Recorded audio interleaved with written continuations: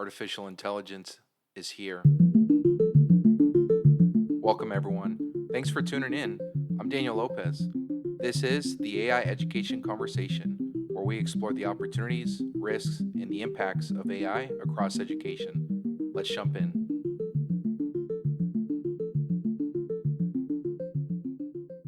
Has artificial intelligence killed writing? Has it killed the essay? What's up, everyone? I'm excited to jump into another great week featuring my conversation with Lewkowicz and Katie Moylan, both of whom are former English teachers now working for Quill.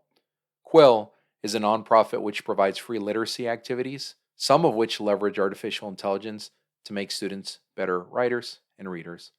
Before we jump into my conversation with Sherry and Katie, as always, let's jump into a few artificial intelligence updates. First and foremost, very big news coming out of Europe this past week. European lawmakers on Wednesday gave approval to pass the world's first comprehensive rules governing AI, notably dubbed the AI Act. European lawmakers have approved the world's first comprehensive rules on AI, known as the AI Act, with strong backing from Parliament.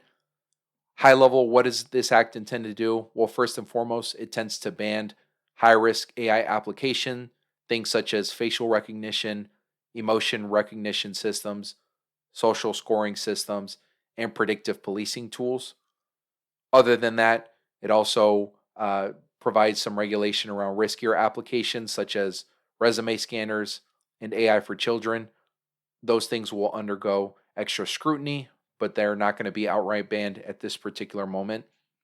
They've also added some provisions to cover generative AI models. Those would be examples of things such as like ChatGPT, Bard, Google's Bard, Hugging Face, those types of things.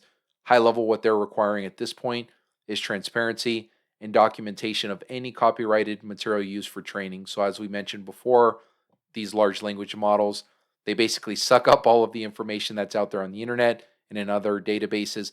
Basically, what this AI Act will require is that anytime it's using some of this information to train their models, you now have to report where that information is coming from. Representatives will now negotiate a final version of the law, so there's still some kind of hurdles to clear here, and then afterwards there will be a 2-year grace period before enforcement by EU member states for any potential fines or violations. High level though, why is this important? What's important because this is one of the first largest country bodies of countries across the world that have passed very significant legislation around AI. Countries such as the United States and other places may be paying a very close eye to what has just happened in the European Union and may follow suit and may set very high standards, begin to put in regulation around things such as that AI can and can't do. So we'll have to pay a close eye. It could be that over the next couple of months, the United States and other countries follow suit. Let's transition to Cambridge and talk about an update coming out of Harvard. Harvard is going to be adding a large language model for their most popular computer science course. At Harvard, they have a course called CS50. This is a popular computer science course that covers various topics, including coding, computer science concepts, IT, all those good things. Now, every single year, Harvard estimates that in person they have about 800 students that sign up for this course because it's an introductory level course, right? So it's always a high number of students that are engaged in this. Due to that fact, Harvard has made the decision to introduce its own AI bot, very similar to like a ChatGPT, to provide support and guidance rather than direct answers for students. The goal there is going to be for each student to have, as David Milan, the course leader, alludes to, their goal is going to be to provide a 1-to-1 teacher to student ratio using this CS50 bot and tailored software tools to really individualize student learning needs. The CS50 course is actually also available for free through Harvard and edx.org, with over 4.8 million users actually who have enrolled in the recent session. My understanding, as well as in addition to the online curriculum that you can access, this bot will also be a part of the online course as well. Now, why is this important?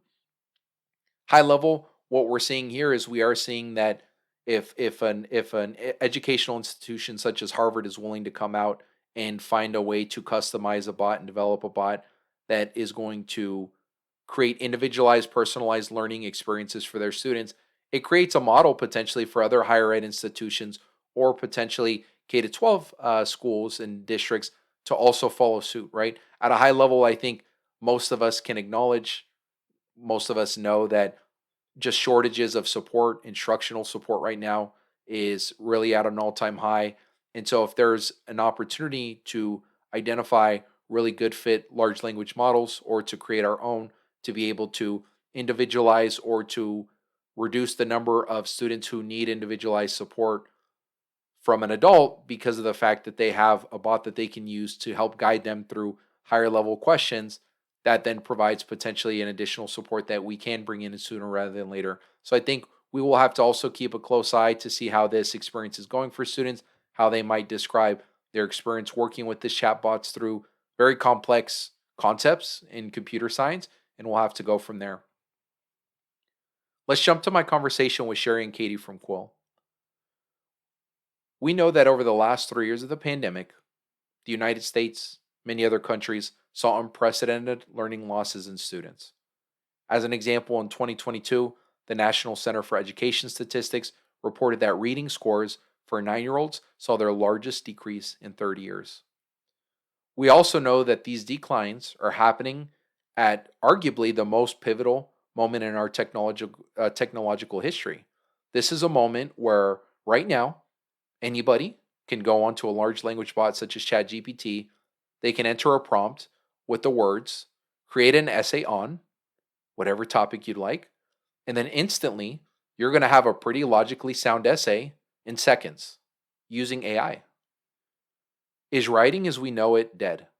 Do students actually need to learn how to write essays anymore? In a world of AI, how should we be reimagining reading and writing? As former teachers and fierce advocates for writing through their roles at Quill, Sherry and Katie offer their perspectives on the role of writing in addition to the work of Quill across schools. Really hope that you enjoy this week's conversation. As always, let me know what you think about today's conversation at the AI Ed Convo on Twitter. Curiosity opens doors, connections build bridges, learning paves the way. Humans are at the heart of AI education. I'll see you next week. Sherry, Katie, welcome to the AI education conversation. I'm very happy to have you today. Thanks for having us here. Happy to be here. Awesome. I've been actually for a little while now trying to get folks from Quill to come chat with me. I mean, it's a couple of months ago, I had one of my listeners kind of put me on the amazing work that you all are doing here. And this is just as I was starting kind of my AI journey, really learning more about these tools and how we potentially might be using them in the classroom. And it seemed like you all are doing so many great things. So really excited to just learn more about, the work of Quill. So let's maybe just start there. So I'd love to just hear a little bit more about where you all are coming from. How did you end up at Quill? Share a little bit more about your background and your story of getting to Quill here. Sure. So I'll go first. So my name is Sherry Lefkowitz, and I'm a professional learning manager at Quill. So before Quill, I started my career as a high school English teacher. I taught English in the Bronx, New York, and I did that for about 8 years. And from there, I moved into the nonprofit world. So I worked for just about 4 years at an organization called the Writing Revolution, which has a method for teaching writing that they teach to teachers in schools and districts. And then I came from there to Quill. I started on March 9th, 2020, which was the day the office closed. So that's always fun. And since then, we've been entirely remote. And I've been at Quill, I think I said just about just over 3 years. Was drawn to Quill for its mission. I really love the idea of it being a nonprofit in ed tech and the way in way that made the team really thoughtful about the work that we're doing, and the focus really on quality rather than the bells and whistles and the flashy stuff that you see with a lot of other ed tech tools. Yeah, and I'll pass it to Katie. So my name is Katie Moylan. I have been with Quill since 2021. Prior to that, I spent about, I guess, just over 7 years teaching with the Department of Education here in New York City. Um, During that time, I taught elementary level ESL in a school in the Bronx. Um, After that, I taught ESL and social studies first at a small high school in Lower Manhattan and then at a very large high school in Brooklyn. I joined Quill for very similar reasons. I really value their mission, and unlike a lot of ed tech tools out there, Quill is really committed to access for students. I loved their open source mission. As a teacher coming straight out of the classroom too, I really valued the way all of their work seemed grounded in not just what works in ed tech, but what is actually good for students who are teaching writing. And I mean, on top of that, there are so many tools that see themselves as replacements for teachers, or they're meant to be another teacher in the room. But Quill, from the first day that I began working there, has set itself up as, I'm here to help teachers, I'm here to supplement the amazing work teachers are already doing. And that just seems so unique and exciting to me. So it's interesting. I mean, both of you are coming from like really deep teaching experiences in ESL, and have landed, with a nonprofit doing great work to support classrooms, really using AI. I'm just curious, prior to your transition to the teams, did either of you know much about AI? Were you using it in your classroom? What was kind of your experiences with AI? And I'm wondering, has that evolved in the last few months? As it seems like everybody now is talking about AI. Yeah, that's I mean, the first question is a simple no. I knew, I would say almost nothing about AI. And I mean, I certainly was someone who was very pro, using technology and using tools that helped me with my students, but I was definitely not super aware of AI other than like knowing what the acronym stood for. And definitely in my time at Quill, I feel like I have learned a tremendous amount. Although I think Katie probably has been lucky enough to learn even more because of she's on our curriculum team, and she'll tell you about that. But I work on our partnerships team, so we're mostly doing the work of working with districts, schools, teachers, using our tools and helping them to integrate them. Um, so yeah, I've done my own learning, I think, a little bit on the AI because it's just so fascinating and it's having such a huge impact. And I hear from teachers a good bit about how they're encountering it, but yeah, I would say that's my main experience with it. Personally, as a member of the curriculum team, I feel like my experience with AI was kind of like a 0 to 60 thing. I think before joining Quill, it would be fair to say most of my AI interactions were with like chatbots, right?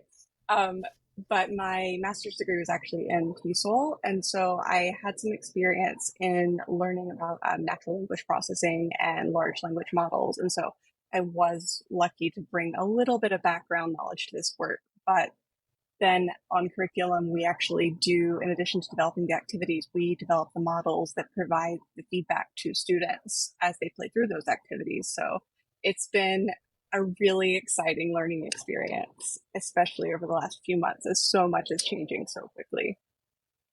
Yeah, Katie, you're funny. You go, I don't know much about AI and chatbots, but I took natural language Yeah, processing as a part of my master's degree. I think yeah. I Just a think you little need bit, to just a little. I think Underselling uh, yourself a little bit. yeah, I would say so. Well, I mean, it's the initial thing that's already standing out to me about the way both of you are speaking about this is, I think oftentimes when I'm having these conversations, I'm really looking to explore the intersection of like AI between education, and immediately I think both of the reason you all joined Quill has actually nothing to do with AI. It sounds like it has everything to do with the fact that it like works and it's a solution that like helps kids. So I'm very curious to dig into that further now. Like, what is Quill? Like, what problem are you looking to address? Like, what are we talking about here? Yeah. It's a great question. And I really appreciate the way you highlighted our reason for joining because, yeah, we are an ed tech company, but ed tech is really appropriate here because it is education first. The technology is in service of the learning. And our goal isn't to be the flashiest thing out there. Our goal is to help students become more confident writers. And we do that by creating instructional tools that give teachers what they need to integrate writing into the classroom work they're already doing. I mean, content teachers across the board are juggling so much, but writing is at the core of every subject area. And so at Quill, we're trying to figure out ways that teachers can bring that valuable skill building into fantastic work they're already doing. And we do this work with really three core beliefs in mind. So first, we're not fixing student language. We believe academic writing is like a whole other language. It's a type of English. It's a variation of English. And we believe that students should have lots of language tools in the toolbox so they can be successful and confident however they're expressing themselves in writing in whatever context. We also, in a more granular sense, approach our work at the sentence level, which is unique. A lot of Mm-hmm. tools go straight to, let's come up with a thesis statement and write this extended paragraph. Let's do this full response. And we start with the sentence level because that's the foundation. Once we can get students writing strong sentences, varied sentences, clear sentences, we can build from there. And we bigger picture approach this work with the understanding that teachers have very limited time. They can't give the kind of feedback that students really need. And I think about, like, as an ESL teacher, that individualized feedback is really so key. I think about the number of times I sat after school with kids going line by line through an essay. And that's just not practical when teachers have 5 classes of 34 kids each. And so we're trying to build those strong foundations, give students more tools, and help teachers leverage the limited time they have for student success and confidence in writing. Yeah, I mean, I think that definitely resonates, right? When I think about, I was also an English teacher, during my time, I Yeah. taught eighth grade English. So part of the crew here, we all Woo! fellow English teachers here. And I mean, I totally agree. I mean, I think when I think about my educational experiences, just, growing up, I mean, some of the most impactful teachers I had in my life were English and writing teachers. I mean, I had I believe she was my eighth grade teacher, Miss Waters. I mean, she tore me a new one most of the time. And, when I was writing, and I learned so much from her about writing that has significantly helped me throughout my life. And then in college I had a rhetoric teacher who again similarly really just tore me up. But I feel like having that skill set, it not only helps you to develop your writing, but I also think it really helps you to develop like your thinking and just like your overall communication. And in some ways I kind of look back at my years teaching, and if I'm being totally honest, I feel bad, I think, and about my experience, because I do think in some ways I don't know that I was as effective of a teacher to my students as like Mrs. Waters was, in terms of like the way that she was so rigorous and always like providing some of that feedback, and always just being so thoughtful. And sometimes I remember looking at papers and being like, oof, like where do I begin, right? There's like so many issues with this, and like you want to be kind and provide a couple of things and not totally bleed that in red ink or anything like that. But then also you want to like be able to name the thing and help students grow. So just hearing that the tool provides this type of feedback, I mean, can you kind of like walk me through a little bit more specifically? Like, how does it do that? Like, what's the process? Like, how does it make my life easier if I'm a teacher with 30 students trying to like provide feedback? Like, in what way does it actually do that and help me to do that? Katie, do you want to take that one, or I'm happy to take that one too? Um, Feel free to start. I can jump in. Okay. So in terms of how teachers are going to interact with our tool, I would say most teachers come to us and they create a free account. We do offer a premium subscription for both teachers and schools and districts, which comes with a bunch of other stuff. But the core tools of the activities, those are all free and will always be free for all teachers and students. And so teachers will start there. A lot of teachers will start with a diagnostic. So we have a variety of different diagnostics at different skill levels. Teachers will assign those. They take like 25, maybe 30 minutes for students to get through. And then they will get recommendations for students based on their diagnostic performance. And those are individualized recommendations. So based on how that student, individual student performs, they'll get recommendations for certain practice, like let's say subject verb agreement or conjunctions or prepositions, various aspects of their sentence level writing skills. And then that practice will get assigned by the teacher, and the teacher has a lot of discretion there about how much they want to assign and how often. But let's say they were to assign all of those recommendations, that'll have students working on those for about 6 to 8 weeks. And then at that point, teachers will decide, do I want to move them to the next level diagnostic? Do I want to give them a post test and see how they've grown and then assign recommendations based on that? There's kind of many ways to go from there, but that is, where often teachers will start. But we do also have a pretty expansive activity library at this point. There's over 800 activities in there. In our and we have 6 different tools now, which I'll go through those in a second. But in that library, teachers can really search for skills that align to their particular curriculum or to skills that they want to target with the whole class, and assign from there. And What's really special, I think, about Quill's activities for the student experience is the feedback. Like that's really the word I think of when I think of Quill. So whatever students are doing on Quill, basically with the exception of the diagnostic, because that's that baseline. But other than our diagnostic, all of our other tools come with feedback. And I was thinking, Daniel, about what you said about the like red ink and being overwhelmed. Like I remember that feeling so well of just like, where do I even begin? There's so many things.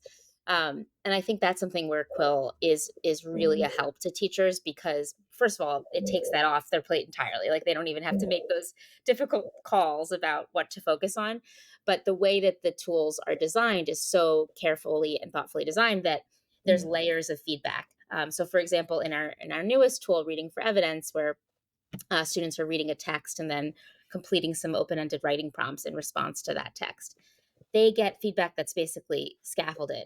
So if they have an issue where they haven't read a section of the text and they have, a mistake in that, they'll be directed, hey, you might want to revisit this section of the text.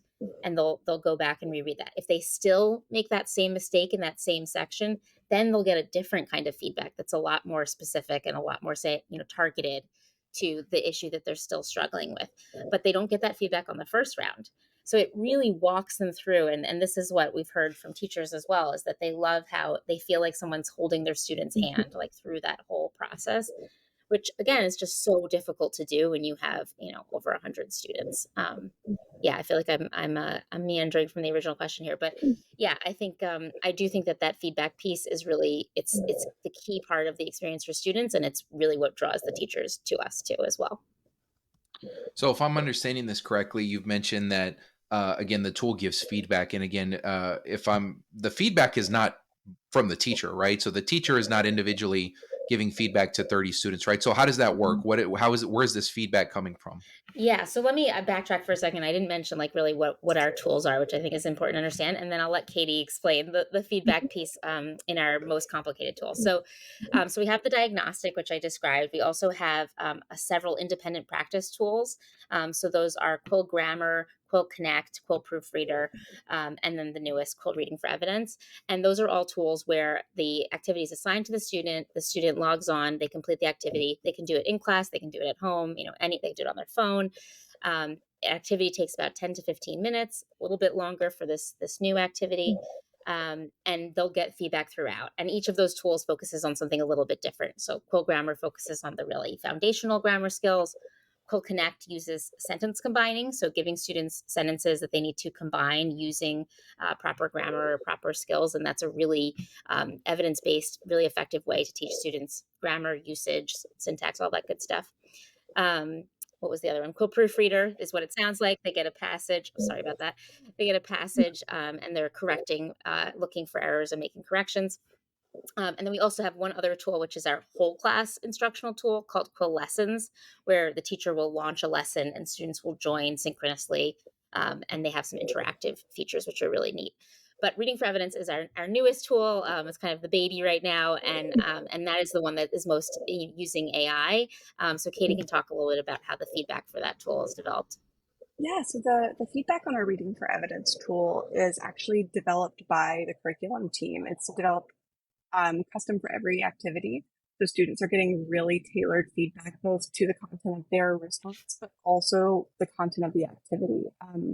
And over time, we're working on actually developing feedback that's even more granular so that we can give students content level feedback as well. So like I'm currently leading the development of social studies aligned Reading for Evidence activities. And our goal with those is to lean into the writing to learn process. Not just I'm writing, not just I'm reading. It's I'm building knowledge by writing about the things that I've read. I'm showing my understanding through written language. And at this point, we're actually developing feedback and give students pushes to the extent of that's historical context. That's not evidence. Try again. Or it seems like you've misunderstood.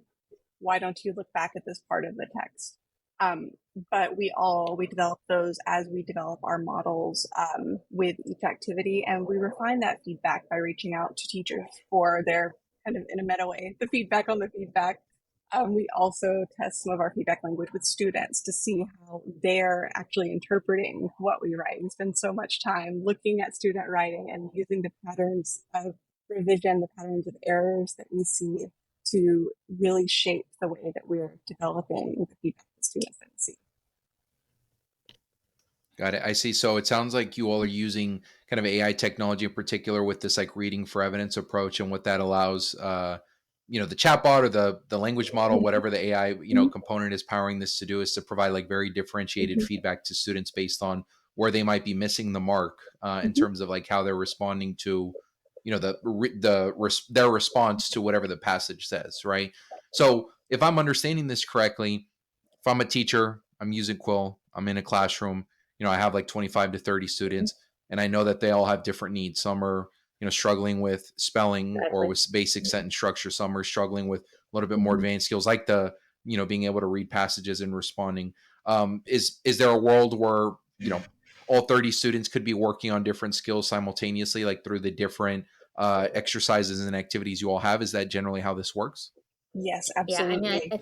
yeah, I think that really is the Mhm, beauty of our tools is that even within the same activity, like let's say you have all your students working on the same reading for evidence activity, ideally, the content of the activity aligns to something you're doing in class, and so you're using this activity. But as students go through and they get feedback, depending on the types of errors they're making, they're going to have a different path through that activity, just as they would if they were sitting in tutoring one on one with a teacher. And that is really how I think of the feedback in reading for evidence. It's like a coach. It's like someone on the side going, "Okay, you're in the right track here, but I need you to go a little more specific here. Maybe you want to revisit this part of the text and come back to this." Whereas, as you said, a student who is having trouble with some of the more basics, they might be told, like, don't we have feedback, Katie, that's like if they don't have an actor for the mhm, beginning of when they finish the stem, like who's doing the thing, mhm, like they're leaving that out, this key piece. They'll be told like, hey, okay, this is interesting, but make sure you explain who's doing what here. mhm. And some of the more basic things that just what needs to be in the sentence for it to make sense. And they'll also get that feedback, by the way, at the end as well. So like, let's say they get their idea really solid, but they're still, got some punctuation issues or grammar issues. They'll get feedback on that at that point too, so that they're completing the whole process of getting to a strong sentence. It's not just the ideas, it's also the writing. And I think an important part of this feedback cycle, whatever the revision cycle looks like for students, depending on where they are on their learning journey, our focus is still first and foremost the strength of the ideas in their writing. So if a student submits a response that is completely off base or is plagiarized or is, any of a number of different things that aren't the task, they get that task level feedback first. From there, once we know they're in the ballpark, they see feedback about their ideas. So, are you specific enough? Did you include like strong details from the text? And it's only at that point when they've actually gotten the idea down that we give the grammar and the spelling feedback. Because again, like we're our goal is confidence in writing and clarity of expression above all else. And so students can have, like Sherry said, a very different experience progressing through that cycle, hopefully getting to that same place nevertheless.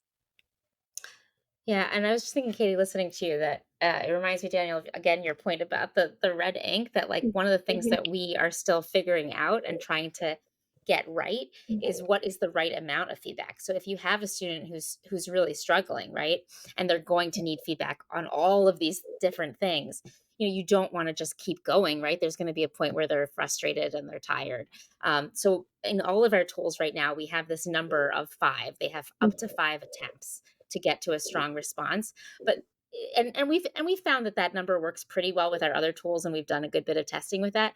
But with our newest tool, because there's reading involved and there's really a lot more skills being, there's a lot more asked of students when they're both reading and writing, doing both of those things. We're still figuring out, is 5 the right number.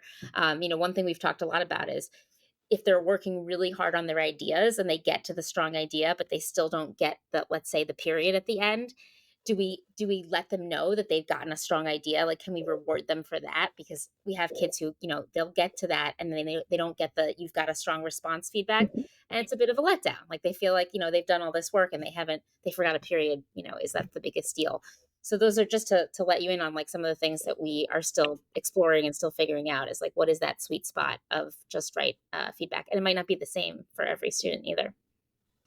Yeah, that's what I was gonna say is like in my experience, the challenge there is just everybody kind of has a different threshold and tolerance for Mhm. what they want. You have some students who do want their papers totally torn up and Right. they want to like improve every little thing. And then you have some students where you got to just like celebrate the wins initially and build that trust. And then you can kind of do a little bit more because you kind of have that relationship to leverage. So yeah, your guess is as good as mine in terms of like what's the standardized cadence for how to deliver feedback. I can also imagine though at a from a higher level. I mean, I could just think about my own experiences as a teacher, and I know that feedback in some ways was just a very empowering process because I think Mhm. oftentimes when students do get feedback on the work, more often than not, then they actually appreciate it because it Yeah. gives them a sense of where they stood, and that was something that I think was actually a surprise to me when I was first teaching. I was like, oh, like I think students actually really do want to know like if they're Yeah. doing good in your class or like how Yeah. you think of them and how they're doing in your work. But oftentimes as a teacher, it can be really tough, right? You're kind of backlogged 6 or 7 Mhm. assignments, and you got them big stacks there, or your assignments are pretty Mhm. superficial. They're like multiple choice type Right. questions or things like that. And it's like, okay, you got this wrong, but it's not really telling them much in terms of like their learning and those pieces there. So I can very much imagine how getting this like consistent feedback for most students is probably going to be a process that actually can even help to build relationships amongst with their teacher in the classroom, knowing that they're just getting more frequent feedback. They're seeing that growth right Yeah. over time, and Mhm. they're kind of Mhm. seeing their skills improving and just kind of what that does for their mindset as well. Yeah. I think also, it's interesting. You have the like matching the feedback amount to the student, like you were saying, Mhm. right? Some kids really want a lot, some don't. But then there's also the holding kids to the standard, right? It's like we have a lot of teachers who will tell us when we ask them, how they're liking the tool or what's working. So often teachers will talk about they like. I mean, I don't like to use the word force, but this is often the word teachers will use. Is I like that it forces them to write a strong sentence. Like they can't be done until they've gotten to a certain point, and that sense that like you do have to dot every I and cross every T, like you really do have, especially for English, right? Like we want students to have that sense of like you got to really get this right. I think teachers really appreciate that, and I can understand that too. Of just and that it's not them having to be the ones to do it, right? It's this AI bot, and it's like, sorry, that's just what Quill wants, and I think that can be really helpful too to make it less personal. It's not a punishment. It's about helping you to write better. Yeah, so maybe just to take a step back a little bit, now that we better understand the tools, I'm curious, like, why writing? Why did Quill choose to, focus? I think in so many ways, I think many educators, I'm sure you all have spent a lot of time thinking and researching this as well. But I think for many of us, we're very very worried about the declines and just like overall academic gains for students, especially post pandemic. But I would say for a lot of people, the big one of the biggest concern has just been literacy gaps, right? Especially reading. And so I'm curious why you all have really focused and emphasized on the writing component, a little bit less on the reading component, and just maybe some of the philosophy there for focusing on writing. I mean, I have a lot of thoughts on this. So I'll go again if it's okay. I think writing is just so often underappreciated and undervalued, at least in American culture, especially in comparison to reading. Reading gets so much attention, and reading is obviously, of course, extremely important as well. And thank God, the science of reading is finally getting some real traction. After years of a battle that shouldn't have ever been a battle in the first place. But unfortunately, I think writing is kind of the next place that we need to have this kind of national conversation, because so often it's just not valued, and it's not taught in a way that leverages what a powerful tool it is.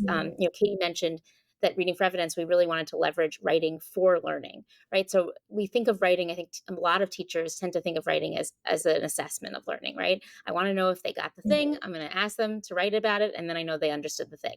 And that's a wonderful way to use writing, but it's not the only way. Writing is a really powerful tool to help us in the process of learning content.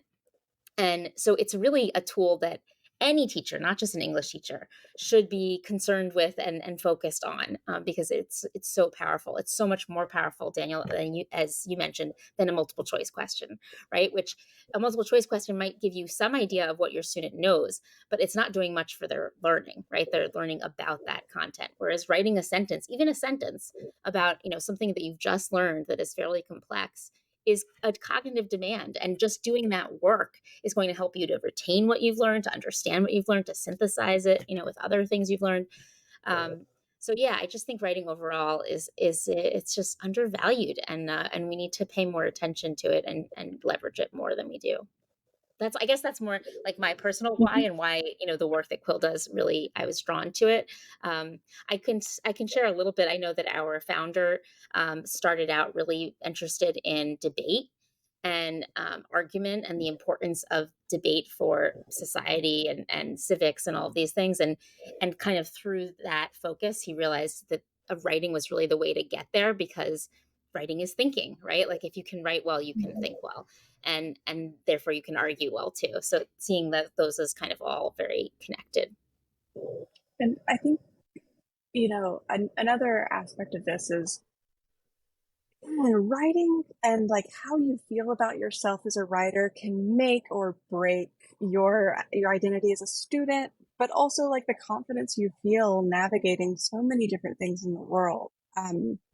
To be honest, I came to writing initially in undergrad because I had an undiagnosed disability, and suddenly writing became very hard for me, and I didn't know why.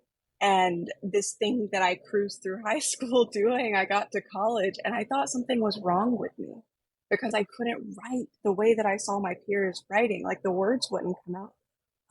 And so, kind of just to spite myself, I was like, I will sign up for academic writing, English 420. I will take this course because if I'm bad at writing, it will help me. And, if I'm unteachable, I guess we'll find out the hard way. But it turned out to be the Writing Center training course. And I learned firsthand just how teachable writing really is, just how really it is a skill that can be built. There are people, of course, who are naturally gifted with words, but writing is a tool. And one of the things that I love about Quill is that's the approach. It's how are we empowering students so that they can express themselves and their ideas. Yeah.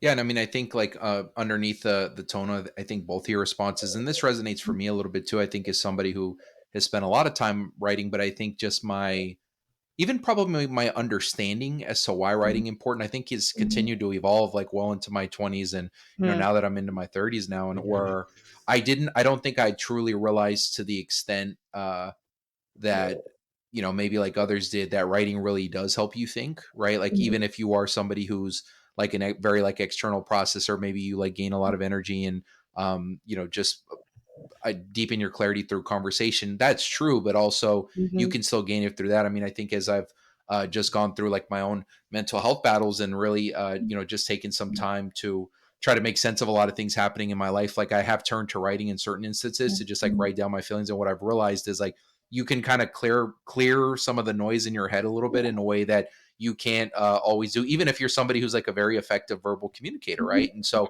I think especially in a moment right now where so many of our kids and adults are just suffering from anxiety, depression, or burnt out, in some ways writing could actually be a tool that would, in addition to other things, that could actually be very meaningful for many of us to just kind of Mhm. clear the noise right in the head a Yeah. little bit, and kind of support that. So I think a lot of what you all are saying resonates. I think we've probably answered a little bit of this question already, but I'd love to just throw it out there, and I'm gonna challenge you all on this too. A lot of folks are now throwing out statements like that, the essay's dead, writing's dead, because of chatbots. And now, I mean, we, in some ways we said an essay, Sherry, you just got done telling me that an essay in writing is more powerful than a multiple choice question. I mean, some folks might disagree now that chat GPT Mm. exists, right? In some ways because of how fast that it exists. I mean, just kind of curious, like how your philosophy as an organization, or your personal philosophy maybe, is continuing to evolve now that these type of tool exists, where with just a very simple prompt you can generate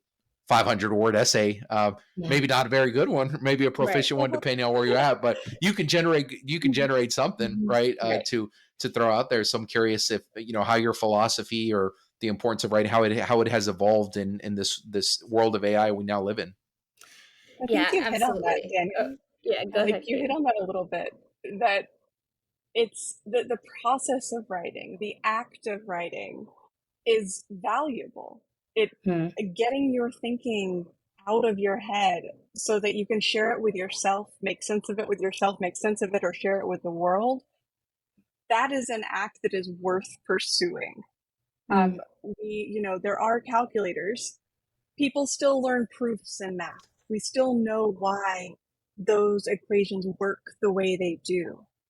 And understanding why words go in certain places. Like you can't replace that with, look, I auto generated that. Like that's important. And I think, the growth of AI elevates some of the some of the significance of the humanness of the act of writing. Kind of ironically, I think working at Quill and being on the AI side of things and thinking about that, it's made me so much more aware of how Mm. deeply human writing really is. And there are some rote tasks, sure, that at this point AI can help with, but the real generative, expressive value of writing, it's human.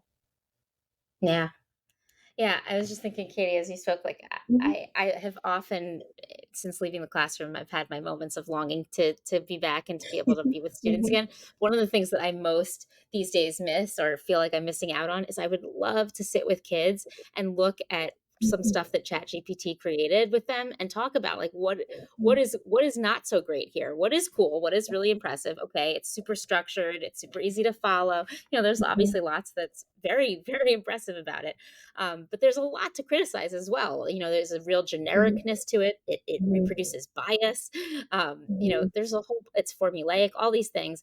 And I would love to bring that in and really, dissect that with students. And I think that's one of the great opportunities we have in this moment is to bring kids into this, and they're going to pick that stuff up too. They're going to notice that. And I think the pushback that you hear a lot, like this idea that the essay is dead. I mean, it's hard for me not to laugh at that. Like, it just seems really ridiculous to me because it's exactly what Katie said. There's so much that happens in creating an essay and in the process that is valuable. And I think the problem is that students don't always see that value themselves. They don't Mhm. always feel like there is, why should I spend the time writing this essay and outlining it and drafting it and revising it if ChatGPT can do it for me?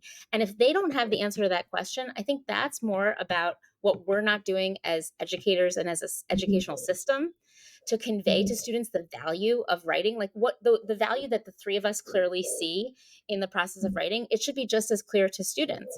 Like they should feel that themselves. They should see the value, for thinking through things and for getting ideas on paper and processing and all these things. And if they don't, like that's more, I think, a failing on our part that we haven't communicated that, and taught writing in a way that honors its power and its ability. And so I'm kind of excited for this to be like a moment in education where we start to be, I hope, a little bit more like honest with ourselves about, what does plagiarism mean? What does it mean when a kid doesn't want to write and they want to have someone else do it for them? Like let's really look into that. And it's not just about, oh, we don't assign essays anymore. I think that's like a very easy, not effective solution. I think it's a conversation. It's thinking about, well, how are we teaching writing? How are we teaching anything? How are we teaching? What's the value of being in school? What's the value of thinking? All of these things, have intrinsic value. And if kids don't see it, that's a bigger problem, I think. And I mean, Yeah, Jerry, I totally. think, Oh, go ahead, I'm Katie. sorry. I was just going to say, I this whole conversation about, is the essay dead? I came up like all the way through school under No Child Left Behind. So many standardized tests. When I was working at the Writing Center undergrad, students would come in tears asking how they stretched 5 paragraphs into a 12-page paper. And so this notion that the essay is dead, on a certain level, I kind of hope that over reliance on formulaic writing like that is dead. I hope that this, growth in AI, this new technology, new uses for technology, pushes us to also then think about new ways to teach writing and new ways to understand writing. Yeah, Katie, I mean, the last thing you said really resonates. I think one of my favorite, so after I was a teacher, I spent many years as a counselor, doing direct advising Oh, work, supporting students with gaining access to college. And one of my favorite mhm. experiences with that was the personal statement and working with Right. students through that, because I think oftentimes they had this myth about how it was expected to be written, and they had this very much this, this like drilled in 5 paragraph Yeah. essay, intro, 3 paragraph conclusion that they were expected to write. And when you kind of told them, like, and gave them agency to just say, no, flip the table. You don't have to write it that way. You can do this very different. Yeah. For a lot of students, once they kind of release that and they kind of practice with that a little bit, it was a very empowering process. Yeah. And, Mhm. to allude to what we've already talked quite a bit about, I mean, they learned a lot about themselves through that process, Right. right? They maybe learned pieces of their identity, pieces of things that they valued or their strengths that they were able to articulate that they maybe could not articulate in that way prior to going through this journey of self discovery. And I think to the point both of you made earlier, I think if we're thinking of writing as a product, right, which at a lot of times, Mhm. which is what we do, which is we think of it very much as like a 5 paragraph essay, then yeah, I mean, in some ways that is dead. But if we think of writing as an exercise, as a process, and Mhm. all of that evolves, then it's never going to die, right? To share it to your point of like Mhm. even being able to use that communication exchange to evaluate something that Yeah. Chat GPT did is a very different way. Still requires a high level of thinking. Still can create a very engaging dialogue and written kind of experience for your students, but it uses it in a fundamentally very different way. And I think, in so many ways, I think writing based on what you all have described and just based on what I think I'm very just passionate about at this particular moment with some of just the areas of growth I think for learning in this particular generation. I think Mhm. in some ways writing, ironically, is actually probably the biggest form of rebellion that this generation can Mhm. actually participate in when they think about the Awesome. world that they live in, because the world that they live in Amen. today is very short form content, it's very visual content, it's very social media heavy. And when what is lost in that Mhm. process is the nuance of complicated Yeah. arguments and Mhm. conversations and complex emotions.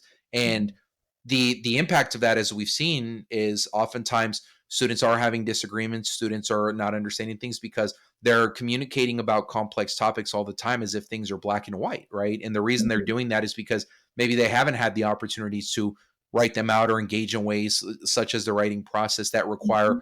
long form, Yeah. complicated, nuanced, right, exchanges of information. And a lot of it, and again, I don't blame them. A lot of the tools around them are Mhm. kind of set up that way. And so, in many ways, like I'm kind of mentioning, the rebellion is actually just to go back to the way Mhm. things were in terms of these classical exchanges of information, and how we used to exchange that. Now, that being said, I mean, it sounds sexy in practice and it sounds like really Mhm. great. But I mean, when we talk about obviously some of the activities that you all are doing, things saying things such as sentence structure and periods and Mhm. proofreading, I can't imagine that students are jumping out of their seat to be able to do that, some of those things, at least initially, right? So I'm That's curious great. to hear a little bit, what's the reaction been from your school communities? Do we actually get to a place where students are excited to do things like Quill, or is it always kind of a pulling teeth experience for students? What's it like?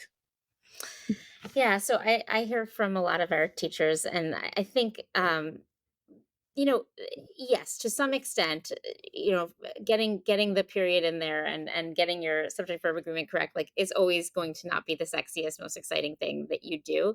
But I think teachers who are skilled are really talented Mhm. at getting students to Mhm. see the value. It kind of goes back to that whole, like, do students understand why they're doing what they're doing Mhm. and why they're being asked to do it? Like, we've seen quite a difference in a teacher who might say to to their class, okay, we have 15 minutes to do Quill, go do Quill. There's that, right? Which at least I think is still, they're still getting those 15 minutes are well spent, but it's not nearly the same impact that you see when a teacher is integrating Quill and talking with students about why do we use this tool and what's the benefit and why do we care about Mhm. grammar? Why do we care about periods? Like, why do these things Mhm. matter? And we can talk about clarity and being understood and getting your point across and emphasizing Mhm. something, and the way that grammar can do these things. Mhm. And grammar's like amazing, right? Like, if you really get into it and help students to see some of that nuance, it can be really fascinating and empowering for them, I think, to be able to have that kind of control over their writing and their what they're expressing. Um, yeah, I'll stop there. I mean, Daniel, you said you taught eighth graders, right? I spent a Sure lot of did. time. Yeah, God bless you. Middle school, I'm so, middle grades educators. I like just, yeah, Yeah, amazing work. I true. had ninth graders for a long time. And Yeah, you see this white hair right here? That's from I'm just earned that because one I have back in 2014. yeah, but at like students are going to be cranky a little bit basically no matter what. And so, like, I think Sherry did a great job of speaking to the fact that, like, we've got to sell it. But I think also some of it is telling students, we think you have something important to say Right. and we want to understand it. We want Yeah. people to get you, we want people to hear you. And here's how. And some of the best teacher feedback that I've heard when they're talking about implementation is, yeah, we don't dig into like the really technical part, but I show them a lot of what happens when you don't do that thing.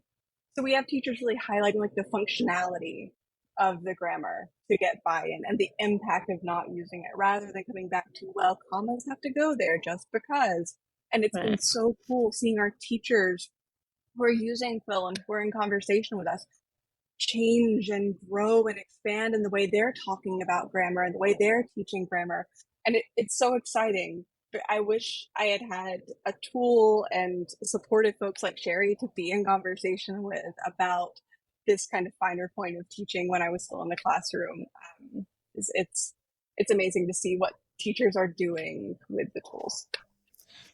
Yeah, and I'll just add, I think also teachers know that, teachers doing this well understand that, Quill is teaching a very specific kind of writing and it's very Yeah. specific use of English, right? It's standard English. It is not Mm-hmm. the only way to communicate, and it's not necessarily the best at all way to communicate. Like I went to a conference recently where we were talking about the end of the essay. Someone was talking about the Twitter essay, which for a second I was like, huh?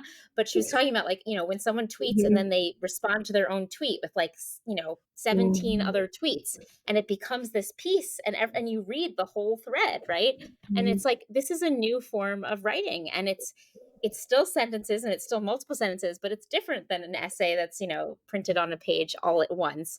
And it's so cool. Like, it's so cool that there are these new forms happening. And I think, we can embrace that and we can bring that to students as well and say, well, how could Quill help you here? Because each of those sentences is kind of standing a little bit on its own. I mean, it's almost like a poem, you know? And I mean, poetry is always such a great way to teach writing as well, because every word, everything matters so much. Yeah, so just being, I think, flexible and open-minded as educators in how we approach what writing is, and not, like I think what would make me sad is if someone was saying to students like, oh, Quill said it was wrong, so it's garbage. So it's like, we would never, want to encourage that. We would want to say, like, this is helping you to get really good at one particular kind of writing, which is, in the world we live in, a very important kind, right? It's going to really open doors for you and give you access. But it's not the only kind. And we would love it to help you experiment and try out other forms of writing and other, avenues as well. Yeah, I mean, I think if I'm picturing myself like back in my classroom, like leveraging these tools, I think one thing that stands out to me is, well, first and foremost, it just gives you the bandwidth to be able to have those conversations, right? Like instead of you being like mentally exhausted by like fourth period because like you've had to do so many mundane tasks, like since it's like driving in some of the feedback, like that opens up now space to have like small conversations with students about some of the feedback that was offered or about something that's coming up. I think too, the other piece that is really standing out just about the way to frame this is, Katie, I love something you said earlier around we believe like you have something important to say. And so like we want to kind of give you some kind of some framework, some fundamentals, if you will, about how to be able to do that effectively. Right. I think for a lot of students, that does resonate. I can also imagine how, effective teachers are going to find ways philosophically to connect that to other things in life that you kind of have to be able to do that. Right. If I want to be a good basketball player, I have to run sprints. I don't really want to run sprints, but like I got to do Right. that to be able to like run up and down the court and then doing it. And I think it also just teaches students a little bit about discipline, right? It kind of, and I think for many students, that's just like once they get into that habit, it becomes a very effective practice to have, right? Where it's like, yeah, I don't necessarily like getting up every morning and brushing my teeth, but like I do that, for 30 seconds or 60 seconds, and it sucks, but I do that so that to avoid Yeah. long-term challenge and to receive the benefits. And so for students being able to just see the growth of, Yeah. their writing in that process, being able to see the way that they're improving, being able to now see writing in a different way where it's going from, oh, this like mundane thing that I have to do because my teacher's telling me to, like, no, I can actually see how I'm able to, like, I'm getting more likes on Twitter now because I'm a more effective Right. writer, right? Even if That's it's right. just that, right, as a Right. benefit, but just being able to see some of the benefits of being an effective writer, I can see how that evolution can actually happen in the classroom. And I'm just even picturing like myself being able to have some of those conversations with my students, and I do think that would have been great to do so.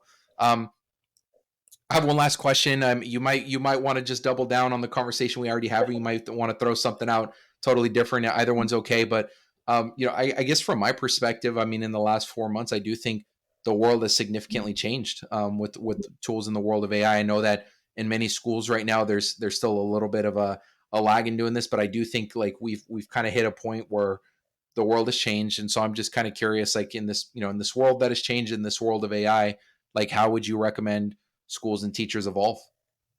Oof. I mean, I have to put on Simple my Katie, there question, you history huh? have it. to put on my history teacher hat for a second, because every time there has been any kind of major technological innovation in human history, right? You run up against this everything has changed, and you have people saying, for the better, all of our problems are solved, utopia, welcome. And at the other end, it's everything is doomed. And the reality is somewhere in between. The reality is much messier, right? And I think that, Sherry touched on this earlier. What the next step looks like is people in education reflecting on, why do we write? Why are we doing this? Are we doing this to move a couple of points on that standardized test report at the end of the year? Because that's not compelling. Like, I didn't find that compelling as a student. I didn't find that compelling as a teacher, to be honest. That doesn't translate into anything. We have to get creative. Student writing is going to need to be more authentic. It's going to need to be more meaningful. We're going to have to get more buy-in, and that's a lot of work. And I think, Hmm. the other part of this is that people can't be afraid of it. Like, I understand that there are so many asks of teachers. Teachers are underpaid. They are stretched too thin. They're doing 50 jobs under one job title at a minimum. And so the ask for, hey, can you learn this one more new thing, feels like a lot. But the thing is, educators can understand AI. They absolutely can. It is accessible and it is a powerful tool they can use in their classroom. They are brilliant people doing an impossible job every day. And their knowledge and expertise brought to this new technology will only strengthen what we can do with the technology, but also the learning experience they can give children.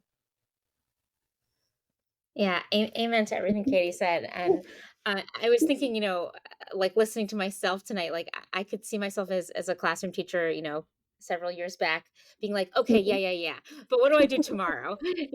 Like that's all well and good, and I'm into it, but like tomorrow the project's due, and half of them submitted something that ChatGPT wrote. What do I do?